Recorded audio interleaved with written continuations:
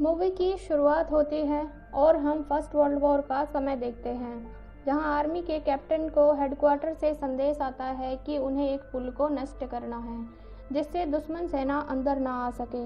Captain अपने साथी के साथ मिलकर एक योजना बनाते हैं, क्योंकि दुश्मन देश की सेना पास में ही है और उनके बहुत से सिपाहियों को मार देती है। जिस पर कैप्टन कहता है कि उन्हें ये कुर्बानी देनी होगी, जिस पर हरक्यूल नाम का सिपाही कहता है कि हम लोग 7-8 मिनट में हमला करें तो हम बड़ी ही आसानी से दुश्मन को धूल चटा सकते हैं। इसके बाद वो कैप्टन को समझाने के लिए आसमान में उड़ रहे पक्षियों को देखकर बताता है कि इस समय हवा पूरब की ओर बह रही है। पास की फैक्ट्री से निकल रहा धुआं भी उसी दिशा में बह रहा है, जिस धुएं में छिपकर हम दुश्मन पर सरप्राइज अटैक करके उन्हें धूल चटा सकते हैं। जिसके बाद वो सभी लोग हरक्यूल के बताए प्लान के अनुसार काम करके दुश्मन को मार गिराते हैं, लेकिन गलती से कैप्टन का पैर एक वायर से टकरा जाता है, जिससे धमाका होता है और कैप्टन मारा जाता है। अब अगले सीन में हम हरक्यूल को एक अस्पताल में देखते हैं और उसके पास उसकी गर्लफ्रेंड बैठी हुई है, जो कि एक नर्स है और उसकी देखभाल के लिए वहाँ आई हुई है। हरक्यूल उसे अपना राइट साइड का फेस दिखाता है, जो कि धमाके में खराब हो चुका है। इस पर हरक्यूल की गर्लफ्रेंड कहती है कि तुम घाव को छुपाने के लिए बड़ी बड़ी मूछें उगा लेना। इसके बाद हमें 1937 का लंदन शहर दिखाया जाता है, जहां हरक्यूल एक कार से उतरकर एक क्लब में जाते हैं, जो अब तक एक मशहूर डिटेक्टिव बन चुके हैं। उसी क्लब में हम रोजली को देखते हैं, जो सलोम नाम की गायिका की मैनेजर है। यहाँ रोजली क्लब के मालिक से पैसे लेकर सलोम को उसका शो शुरू करने को कहती है। वहीं हम साइमन और जैकलीन को देखते हैं, वो दोनों बहुत ही गर्मजोशी से डांस कर रहे थे, जिसको देखकर हम समझ सकते हैं कि वो दोनों कपल हैं। और तभी वहाँ लिनेट आ जाती है, जो कि बहुत ही अमीर परिवार से ताल्लुक़ रखती है। हाँ, उसको जैकलीन ने ही बुलाया था। जैकलीन साइमन को अपने पास बुलाकर लिनेट से कहती है कि वो बहुत जल्दी साइमन से शादी करने वाली है, लेकिन उसके पास कोई जॉब नहीं है और मैंने सुना है कि तुमने एक नई प्रॉपर्टी खरीदी है, जिसे चलाने के लिए तुम्हें एक लैंड एजेंट की तलाश है, और मैं चाहती हूँ कि तुम वो नौकरी साइमन को दे दो और मैं विश्वास दिलाती हूँ कि वो तुम्हें निराश नहीं करेगा। जिस पर लिनेट जैकलीन की बात मानकर साइमन को नौकरी दे देती है और तब लिनेट साइमन को उसका शुक्रिया अदा करने के लिए उसके साथ डांस करने को कहती है। लेकिन उन दोनों को इस तरह डांस करता देख जैकलीन को जलन होने लगती है। वहीं हरक्यूल इस सारी घटना को देख रहा होता है। अब कहानी 6 हफ्ते आगे आ जाती है, जहां हरक्यूल पिरामिड को देख रहे होते हैं। तभी उन्हें एक पतंग नजर आती है, जिसे उनका दोस्त ब्रूक उड़ा रहा होता है। ब्रूक हरक्यूल से मिलकर बहुत खुश होता है और वो उसको अपनी माँ से मिलाता है, जिसका नाम यूफेमिया है और वो एक बहुत ही अच्छी पेंटर है। वो पिरामिड्स और अपने बेटे ब्रूक की पेंटिंग्स बनाती है। इसके बाद हम एक होटल में साइमन और लिनेट की शादी को देखते हैं, जिसमें बहुत से लोग आए हुए हैं, जिसमें ब्रूक और हरक्यूल भी होते हैं। जहाँ हरक्यूल ब्रूक से कहता है कि मुझे नहीं पता था कि ये लोग 6 हफ्ते में ही शादी कर लेंगे, क्योंकि इससे पहले उसने साइमन को जैकलीन के साथ देखा था। अब साइमन ने जैकलीन को धोखा देकर लिनेट से शादी कर ली थी। हरक्यूल लिनेट के गले में एक बहुत ही खूबसूरत हार भी देखते हैं, जो बहुत ही बेशकीमती था। जिसके बाद लिनेट साइमन को अपने कजिन एंड्रयू से मिलवाती है, जो लिनेट की कंपनी को संभालता है। अब ब्रूक हरक्यूल को पार्टी में आए हुए लोगों के बारे में बताना शुरू करता है, जहां वो सबसे पहले डॉक्टर लुडविक के बारे में बताते हुए कहता है कि लुडविक ने लिनेट को प्रपोज किया था, लेकिन उसने साइमन से शादी कर ली, इसलिए वो थोड़ा दुखी है। फिर वो लिनेट की गॉड मदर और उसकी नर्स मिसेस बोअर के बारे में बताता है। फिर वो एंड्रयू के बारे में बताता है और कहता है कि लिनेट के अलावा उस पर कोई भरोसा नहीं करता। साथ ही रोजली के बारे में भी बताता है कि वो सलोम की भतीजी है। अब हम साइमन और लिनेट को सलोम के गाने पर डांस करते हुए देखते हैं कि तभी वहाँ जैकलीन आ जाती है, जिसे देखकर लिनेट अपने कमरे में चली जाती है और जिसे देखकर हम समझ सकते हैं कि लिनेट जैकलीन को देखकर खुश नहीं थी। फिर अगले दिन लिनेट और साइमन हरक्यूल से मिलकर उससे मदद मांगते हैं कि वो जैकलीन को समझाए कि अब उनकी शादी हो चुकी है और वो हर वक्त उनका पीछा करती है। जिस पर हरक्यूल पूछते हैं कि क्या जैकलीन ने उन्हें कुछ नुकसान पहुंचाने की कोशिश की। इस पर लिनेट कहती है कि उसने अभी तक ऐसा कुछ नहीं किया है, लेकिन हमें लगता है कि वो कुछ बुरा कर सकती है।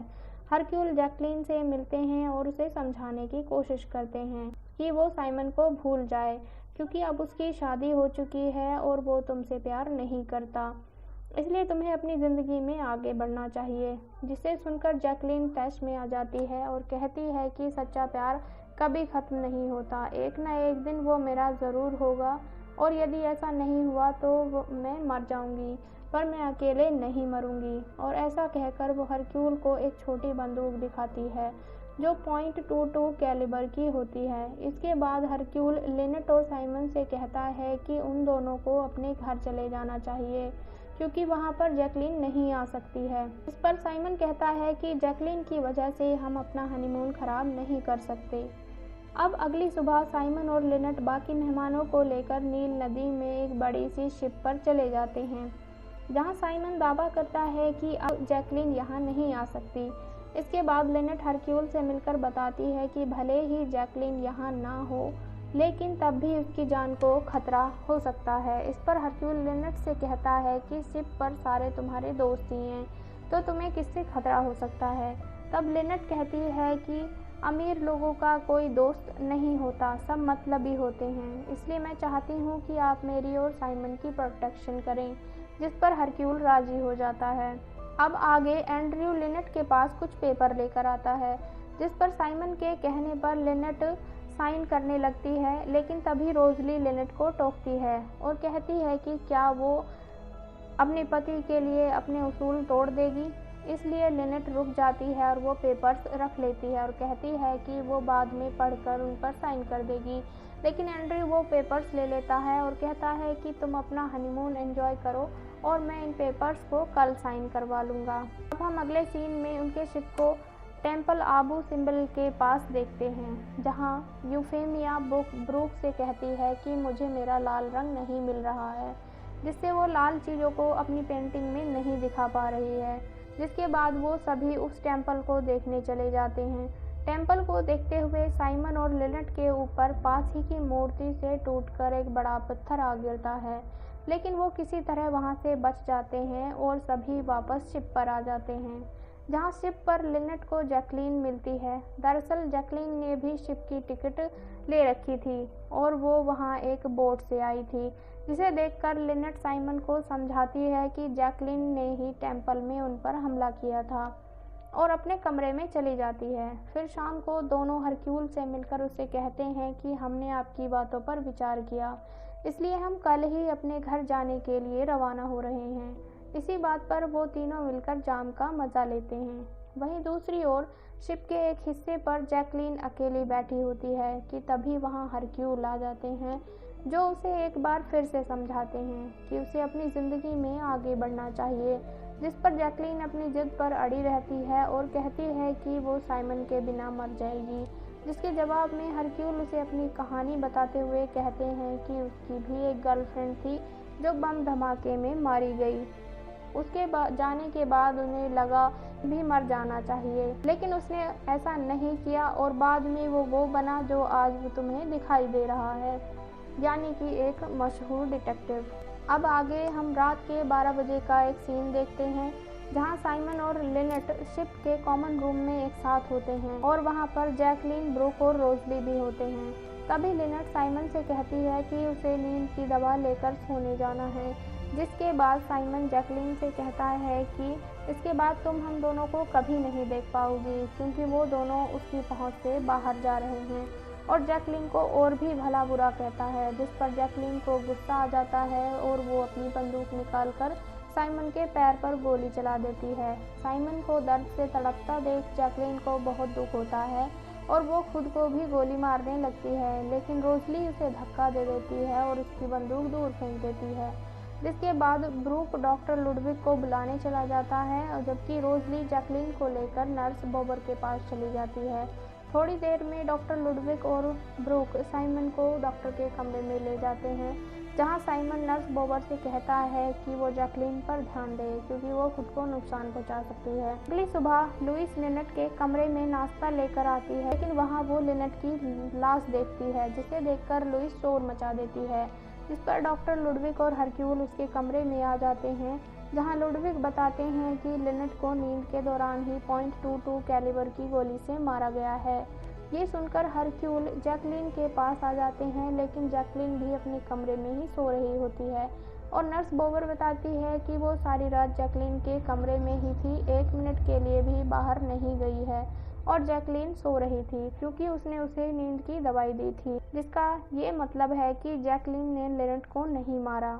वहीं अब हरक्यूल लिनेट के मर्डर की छानबीन शुरू करते हैं, जहां उन्हें पता चलता है कि लिनेट का बेशकीमती हार चोरी हो चुका है। इसलिए वो लुइस को बुलाकर उससे पूछताछ करते हैं, जिस पर लुइस कहती है कि ना तो उसने लिनेट को मारा है और ना ही उसने हार चोरी किया है, जिस पर हरक्यूल कहते हैं कि एक बार लिनेट ने तुमसे तुम्हारे बॉयफ्रेंड को अलग कर दिया था, इसलिए हो सकता है कि बदला लेने के लिए तुमने उसे मारा हो। तब लुइस बताती है कि मेरे बॉयफ्रेंड ने लिनेट से बहुत सारा उधार ले रखा था। लिनेट ने उससे कहा कि अगर वो मुझे छोड़ देगा तो वो अपना हिसाब भूल जाएगी, पर उसने मुझे छोड़ दिया, लेकिन इस बात को कई साल गुजर चुके हैं और यदि मुझे लिनेट को मारना ही होता तो वो ये काम बहुत पहले कर चुकी होती। इसलिए हरक्यूल उसे जाने देते हैं और अब उनका शक डॉक्टर लुडविक के ऊपर आ जाता है, क्योंकि वो लिनेट से शादी करना चाहता था, लेकिन उसने साइमन से शादी कर ली। इसलिए वो लुडविक से सवाल जवाब करते हैं, जिस पर डॉक्टर लुडविक कहते हैं कि मैं पिछली रात साइमन का इलाज कर रहा था, यानी कि लुडविक ने लिनेट को नहीं मारा। फिर हरक्यूल एंड्रयू से उन पेपर्स के बारे में पूछता है जिस पर वो लिनेट के साइन लेना चाहता था, लेकिन एंड्रयू उन्हें कुछ भी नहीं बताता है। लेकिन हरक्यूल भी कच्चे खिलाड़ी नहीं थे, इसलिए वो उसे बताते हैं कि उन पेपर्स में लिखा था कि भले ही लिनेट की शादी हो गई है, लेकिन फिर भी तुम ही लिनेट के सारे कारोबार को संभालोगे, ना कि उसका पति, जिसे सुनकर एंड्रयू हैरान रह जाता है। हरक्यूल आगे कहते हैं कि तुम लिनेट के पैसों की हेराफेरी करते थे, आज नहीं तो कल लिनेट को पता चल ही जाता, इसलिए तुमने उसे मार डाला। जिस पर एंड्रयू हरक्यूल को बताता है कि मैं $1 मिलियन की पेंटिंग को ट्रांसपोर्ट करता हूँ और उन पेंटिंग्स की सुरक्षा के लिए मैं हमेशा अपने पास एक बंदूक रखता हूँ जो .45 कैलिबर की है। वो आगे ये भी कहता है कि अगर उसे लिनेट को मारना ही होता तो वो उसे इसी बंदूक से मारता।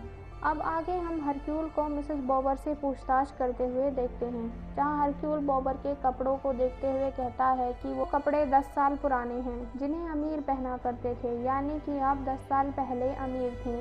साथ ही साथ मैंने ये भी सुना है कि लिनेट के पिता अमीर को गरीब बनाकर खुद अमीर हुए हैं, यानी कि आपके गरीब होने के पीछे की वजह लिनेट के पिता ही हैं, इसलिए आपने उनसे बदला लेने के लिए लिनेट को मार डाला। इससे पहले कि हरक्यूल बॉबर से कुछ और कह पाता, लिनेट की गॉडमदर आकर हरक्यूल के सारे इल्जामों को खारिज कर देती है। तब हरक्यूल उन पर शक करते हुए कहता है कि लिनेट की मौत के बाद उसके सारे पैसे आपको मिलने वाले हैं, जिसके लिए आपने उसका कत्ल कर दिया। जिस पर गॉडमदर कहती है कि मैंने कुछ समय पहले $1 मिलियन दान दिए हैं और यदि मुझे पैसों का लालच होता तो मैं कभी पैसे दान नहीं देती।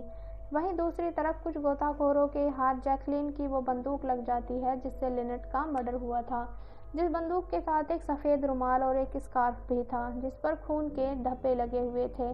दरअसल ये रुमाल साइमन का था। साइमन के पैर पर गोली लग जाने के बाद उसने इसी रुमाल से अपने पैर को बांधा था जिससे ज़्यादा खून ना बहे। अब हरक्यूल सलम से पूछताछ करता है और कहता है कि एक बार आपको लिनेट की वजह से बेइज्जत होना पड़ा था, तो क्या आप उस घटना के बारे में बता सकती हैं? जिस पर सलोम कहती है कि वह बहुत पुरानी बात है, जब वो अपने पिता के साथ स्विमिंग करने आई थी, लेकिन मुझे देखकर उसने अपने पिता से शिकायत कर दी कि वो एक काली महिला के साथ स्विमिंग नहीं कर सकती, जिस कारण मुझे उस जगह से जाना पड़ा।